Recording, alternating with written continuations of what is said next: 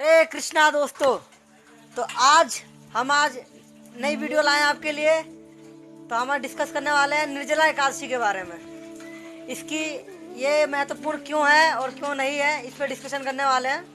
जैसा कि आप जानते हैं कि साल में 24 एकादशी आती है, जो हर व्यक्ति को रखना कंपलसरी होता है। वैसे तो जो आध्यात्मिक पथ में जो भक्त ज्यादा अग्रसर होते हैं तो ये इस व्रत का रखना बहुत पालन करते हैं, क्योंकि भगवान श्री कृष्ण को ये व्रत बहुत प्रिय है। सारे व्रतों में ये व्रत बहुत प्रिय है, लेकिन उनमें से भी, इन सारी एकादशियों में से भी जो एक व्रत अति उत्तम है, सबको प्रिय है, अत्यधिक लुभावना है, वो है पांडव निर्जला एकादशी। तो हम आज इसी टॉपिक पर डिस्कशन करने वाले हैं। प्रयास करेंगे कि आपको पर्याप्त जानकारी दिया जाए इस टॉपिक के ऊपर, और आपके जितने भी डाउट हैं उनको क्लियर करने का प्रयत्न किया जाएगा। तो पहले हम डिस्कशन करते हैं कि निर्जला एकादशी मनाई क्यों जाती है, इसका हिस्ट्री क्या है, थोड़ा हम इसके इतिहास में जाना चाहेंगे। तो हमारे पुराणों में इसकी एक कथा आती है, बहुत विख्यात कथा है। तो इसमें आप जानते हैं कि 5 पांडव थे। 5 पांडव में से लेकिन जो भीम थे, भीम को बहुत ज्यादा भूख लगती थी, इसलिए भीम किसी प्रकार का व्रत नहीं रख सकते थे। उनकी जठरा अग्नि जो थी बहुत ज्यादा स्ट्रांग थी, मतलब वो 5 मिनट के लिए भी या 10 मिनट के लिए भी बिल्कुल बिना खाए रह नहीं सकते थे। तो इसीलिए किसी प्रकार का व्रत नहीं रख सकते थे। बाकी जो चारों पांडव थे वो व्रत रखना उनको अच्छा लगता था। तो इसीलिए एक बार भीम ने व्यास देव से पूछा कि शिला व्यास देव, मैं कोई प्रकार का मैं एकादशी का व्रत रख नहीं पाता हूँ, लेकिन बाकी जितने पांडव है वो तो रखते हैं, उनको फल मिलता है, लेकिन मेरी तो वायु अग्नि इतनी ज्यादा जठरा अग्नि उत्पन्न रहती है कि मैं 1 मिनट के लिए भी बिना खाए रह नहीं सकता। तो व्यासदेव ने बोला कोई नहीं, आप 24 एकादशियों में से कुछ ना रखो, लेकिन इनमें से एक स्पेशल एकादशी है, उसका नाम है निर्जला एकादशी। आप ये एकादशी रखो, और ये एकादशी रखने से आपको जितने एकादशी है उन सबके फल आपको प्राप्त होंगे। तो तब से प्रथा चलती आ रही है कि लोग निर्जला एकादशी रखते हैं। तो इसका ये फायदा होता है कि मान लो आपने 24 एकादशी में से अगर आपने बाकी एकादशी में आपसे कोई अपराध हो गया, भूल हो गया, मिस्टेक हो गया ना, तो अगर आप निर्जला एकादशी रखते हैं तो इसका आपको बहुत ज्यादा लाभ होगा। तो हम इसके थोड़ा डिस्कशन करने वाले हैं। इसके साइंटिफिक बेनिफिट क्या है, स्पिरिचुअल बेनिफिट क्या है, लाइफ में और चीजों में क्या क्या इनके बेनिफिट जा रहे हैं, वैसे ना इन सब टॉपिक्स हम डिस्कशन करने में। तो फर्स्ट हम डिस्कशन करेंगे कि साइंटिफिक बेनिफिट क्या है निर्जला एकादशी रखने का। तो अगर कोई व्यक्ति निर्जला एकादशी रखता है तो साइंस के अनुसार रिसर्चेस ये दावा करती है कि इससे हमारी बॉडी की फुल क्लींजिंग डिटॉक्सिकेशन चीज होती है। जैसे इससे हमारा मेंटल, फिजिकल, इमोशनल हेल्थ, ये जो है, ये ह्यूमन फीलिंग जितने भी हैं, ये सब पूरे रेगुलेट रहते हैं। तो इसको हमें रखने का प्रयास करना चाहिए, जिससे हमारा माइंड हेल्थ बिल्कुल अच्छा रहे। इसमें और ये भी फायदा है कि इसके और अब स्पिरिचुअल बेनिफिट क्या है, जो लोग आध्यात्मिक पथ में ज्यादा अपने आप को रखते हैं तो उसके लिए इसमें फायदा ये होता है कि आध्यात्मिक लोग इसको बहुत ज्यादा रखना पसंद करते हैं। इससे आध्यात्मिक पथ में बढ़ने की संभावना और ज्यादा बढ़ जाती है। तो स्पिरिचुअलिस्ट लोग, जो संत महात्मा होते हैं, मॉन्क होते हैं, वो सब इसको रखते हैं ज्यादा।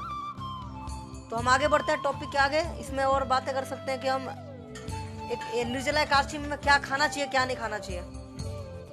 तो बाकी जितने एकादशी होते हैं उसमें तो रहता है कि कम से कम हम अन्न ना खाएं, बाकी फल वल ले सकते हैं, कुछ हम शरबत ले सकते हैं या पानी वानी ले सकते हैं। लेकिन निर्जला एकादशी की खासियत है कि निर्जला एकादशी में हमें तो ना अन्न, ना जल, ना फल, कुछ नहीं लेना है। बिना ना खाए, ना फल, ना जल, बिना खाए पिए रखना है। और इस तरीके से हमें इस व्रत का पालन करना है। इस व्रत का हमें बहुत कठोरता से, दृढ़ता से पालन करना है, और जितना हो सके तपस्या पूर्वक हमें इस दिन को मनाना चाहिए। तो इसमें इस दिन हम क्या कर सकते हैं, मतलब 24 घंटे में अपने आप को क्या कर सकते हैं इस दिन। तो 24 घंटे हम अपने आप को स्पिरिचुअल एक्टिविटीज में इन्वॉल्व रख सकते हैं। जैसे हमें अपने आप को हरि नाम में रखना चाहिए, ठीक है। हरि नाम का जितना हो सके अधिक से अधिक मात्रा में आप जप करें, स्पिरिचुअल एक्टिविटीज में इन्वॉल्व रहें, भक्तों का संग करें जितना पॉसिबल हो सके, कीर्तन करें, जितना हमारे शास्त्र है, जो प्रभुपाद जी ने जितने शास्त्र लिखे उनका अध्ययन करें, और जितना हो सके आप अपने आप को 24 घंटा स्पिरिचुअल एक्टिविटीज में इन्वॉल्व रखने का प्रयास करते रहें। और कोशिश करें कि आप इस दिन कम से कम सोएं, कोशिश करें 1-2 घंटा सोएं, बाकी जितना हो सके सोना अवॉइड करें। इस दिन जितना कम सोएंगे उतना फायदा है आज के दिन, क्योंकि भगवान इससे बहुत ज्यादा प्रसन्न होंगे।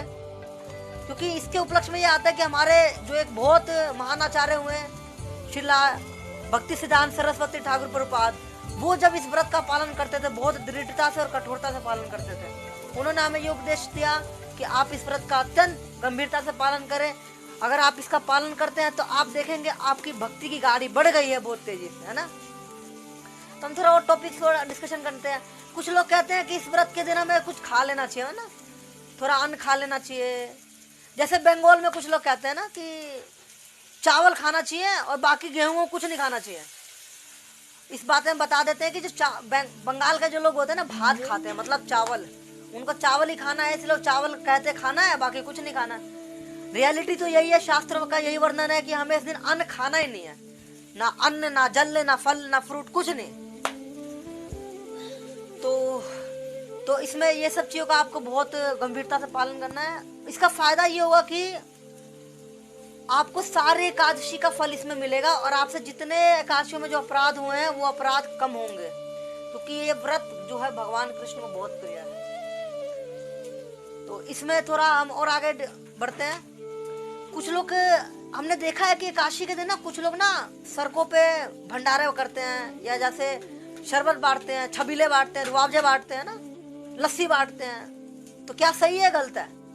ये आज के दिन गलत है। वैसे आज के दिन ये नहीं करना चाहिए। एकादशी का मतलब ये है कि कुछ ना खाना ना पीना, जितना हो सके अपने आप को भगवान को समझने में, भक्ति में आगे बढ़ने में, इन सब चीजों में आपको अपने आप में लगाना होगा।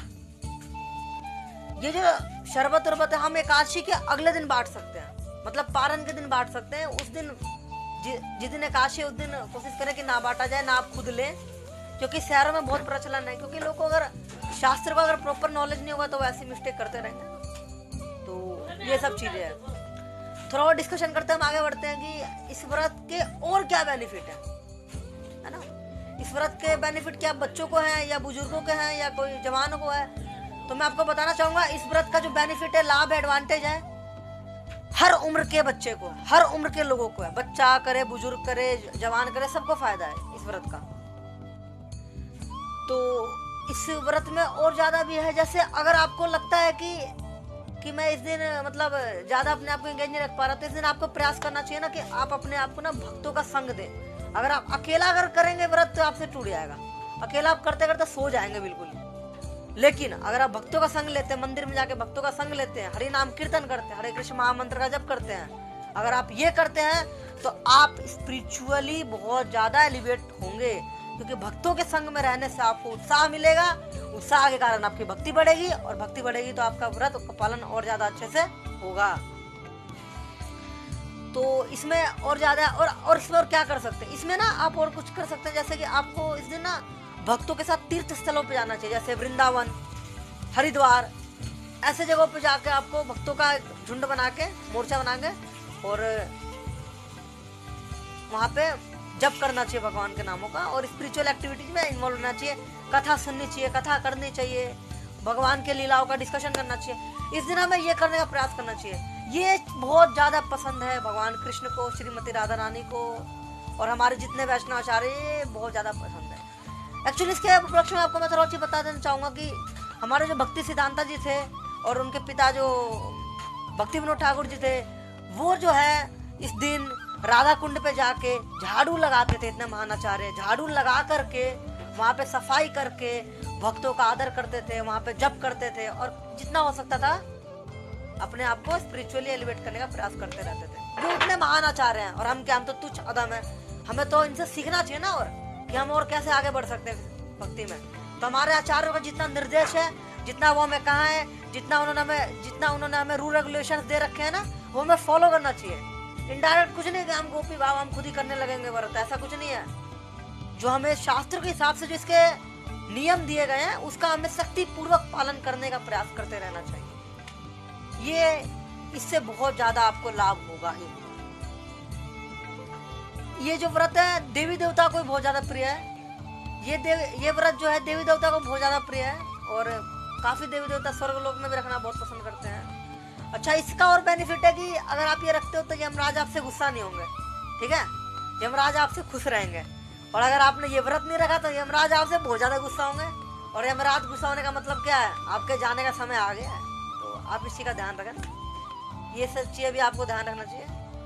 और अगर आपको इस चीज में अगर कोई डाउट लगता है कि मेरे को मतलब कुछ खाने पीने से रिलेटेड डाउट है कि क्या करना चाहिए क्या नहीं करना चाहिए, नियम से अगर आपको डाउट है ना, तो इसके लिए आप वरिष्ठ भक्तों का संग कर सकते हैं, इस्कॉन के वरिष्ठ भक्तों का संग कर सकते हैं। उनके कांटेक्ट में जाके आप उनसे इस व्रत के बारे में जाने और अपने आप को जीवन सार्थक करने का प्रयास करते रहें।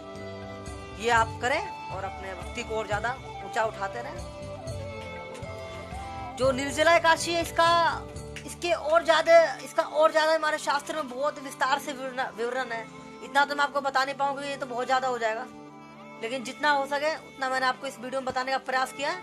तो आप प्रयास करते रहिए कि आप इस व्रत को रखें और कोशिश करें कि आप इस व्रत को छोड़े ना। बाकी काशी व्रत छूट जाए कोई दिक्कत नहीं, लेकिन ये व्रत बिल्कुल नहीं छूटना चाहिए। ये आपको बिल्कुल इसका पालन करना है और ये छूटना बिल्कुल नहीं चाहिए। और एक और चीज मैं लास्ट में बता देना चाहूँगा वीडियो एंड करने से पहले कि इस दिन कुछ लोग कहते हैं कि इस दिन हम अपने आप को काम में लगाएंगे, नौकरी करेंगे, ये करेंगे, वो करेंगे, घूमेंगे घामेंगे, कुछ खाएंगे नहीं, लेकिन ये सब मजा मस्ती करेंगे ना, ये बेकार है। इस दिन कोशिश करोगे काम से छुट्टी और पूरा दिन भगवान को डेडिकेट करना है, क्योंकि हम सोचेंगे काम करेंगे तो मन लगा रहेगा ना, और फिर रात को आके सो जाएंगे और सुबह आके खा गए फिर बिल्कुल मजा कर लेंगे ना, हो गया पारण अपना। ऐसा नहीं करना है। तो फायदा क्या व्रत का? ये तो आपने भोग कर लिया, व्रत नहीं क्या भोग कर लिया आपने। जैसे नवरात्र में देखते हैं कुछ औरतें करती है शेरा वाली माँ का व्रत 9 दिन तक, और 9 दिन के बाद टूट पड़ती है दबा के ना, ये होगा भोगी। और हर दिन खाओ कुट्टू के पकौड़े और पापड़ तिलोड़ी, तो ये होता चीज होगा ना। तो व्रत के नाम पे भोग नहीं करना है, व्रत के नाम पे हमें व्रत करना है, कठोरता से पालन करना है व्रत का। तो जो लोग हैं उनका भी प्रयास करना चाहिए कि छुट्टी ले और हरे कृष्ण हरे कृष्ण कृष्ण कृष्ण हरे हरे, हरे राम राम राम हरे हरे, ये 16 अक्षर जो महामंत्र है इसका गुणगान करें, इसकी तपस्या करें, इसकी महिमा पढ़ें। ये इसकी हमारे जो भक्ति विनोद ठाकुर ने इनके उपलक्ष्य में किताब भी लिखी है, वो हरि भक्ति विलास में इसका उल्लेख आता है इस मंत्र का। तो इसके बारे में आप और जान सकते हैं, इसकी महिमा जाने तो बहुत आपके लिए अच्छा रहेगा। और छुट्टी लेके और घर में अपना मतलब इस व्रत का पालन करें और मंदिरों में भी अपना सहयोग दें। और कहाँ को एक और चीज कोशिश करें कि मंदिर में आप सेवा करें ज्यादा। जितना सेवा करेंगे मंदिर में, भक्तों का संग करेंगे, नियम पूर्वक इसका पालन करेंगे, तो आपकी बहुत ज्यादा फायदा होंगे। यकीन मानिए इसका बहुत बेनिफिट है, बहुत ज्यादा इसका फायदा आपको मिलेगा। हाँ, और एक और वीडियो लास्ट में आपको ये बता देना चाहूंगा कि कुछ लोग क्या करते हैं कि जैसे ही पारण का टाइम आता है तो कुछ नहीं खाते, मतलब व्रत के पहले एकादशी के दिन, द्वादशी के दिन जैसे ही फटाफट क्या करते हैं, मैंगो शेक बनाते हैं और पीते हैं, गट गट गट गट गट गट पी लेते हैं। और उसके बाद क्या होता है आप जानते ही हैं, वो नीचे से निकल जाएगा। फिर ये ध्यान रख लेना, क्योंकि आपने पूरे टाइम अपने आप पेट को कुछ नहीं दिया और अचानक अपने भर पेट खा लिया ना, तो पेट हजम नहीं करेगा चीजों को। इसीलिए आपको इस दिन क्या करना है, पारण के समय आपको नींबू पानी बनाना है। नींबू पानी थोड़ा लीजिए, हल्का है ना, थोड़ी सी फिर दोपहर में थोड़ा मूंग की दाल और चावल की थोड़ी खिचड़ी बना के ले लीजिए। शाम को हल्का सा कुछ मतलब दूध ले लीजिए। ये करें तो आपका बिल्कुल कोई इशू नहीं आएगा और आपका व्रत भी आराम से टूटेगा। इस तरीके से व्रत को आपको तोड़ना है, कुछ हैवी डोज लेकर व्रत को नहीं तोड़ना। हैवी डोज लोगे तो दिक्कत आएगी आपको, है ना। ये आपको हमेशा इसको चीज का ध्यान रखना है। और ये चीज काफी ज्यादा इंपॉर्टेंट हो जाती है। नहीं, इस व्रत में इसका बहुत इंपॉर्टेंस है कि तपस्या आपने कितना की, ये इंपॉर्टेंट है। बाकी दिन तो आप भोग करते रहते हैं, कोई दिक्कत नहीं, लेकिन इस दिन तपस्या कितना किया ये बहुत ज्यादा इंपॉर्टेंट हो जाता है। तो हाँ, अब ये बता दे कि जो एकादशी का व्रत है इसका मतलब टाइमिंग क्या रहता है ना। टाइमिंग का क्या इशू है? टाइमिंग इशू है कि जैसे एकादशी का जो दिन है 3:30 मॉर्निंग में 3:30 बजे से लेके अगले दिन के द्वादशी के 5-5:30 बजे तक इसकी टाइमिंग है। इस दिन आपको ना कुछ लेना है, ना खाना है, ना पीना है, ये ध्यान रखना।